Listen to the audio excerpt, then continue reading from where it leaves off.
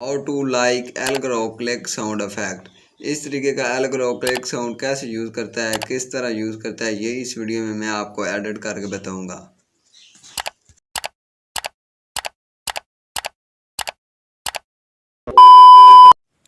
तो एल्गोरो अपनी वीडियो में क्लिक साउंड कैसे यूज़ करता है, ये मैं आपको काइन मास्टर में एडिट करके बताऊंगा।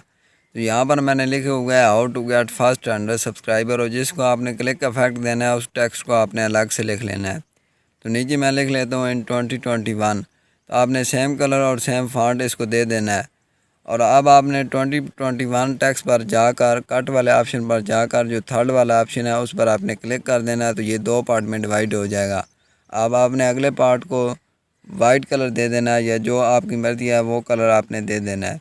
तो अब आपने इसको क्लिक साउंड इफेक्ट देना है। तो मेरे पास डाउनलोड है, अगर आपने डाउनलोड करना है तो नीचे लिंक आपको इसका डिस्क्रिप्शन में मिल जाएगा, वहाँ से जाकर आप डाउनलोड कर सकते हैं। तो यहाँ पर मैं इसको लगा लेता हूँ।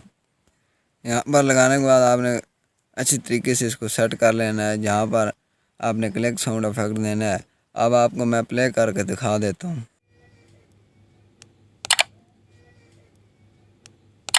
तो इस तरह से आप भी एल्गोरिथम की तरह अपनी वीडियो में क्लिक साउंड इफेक्ट लगा सकते हैं।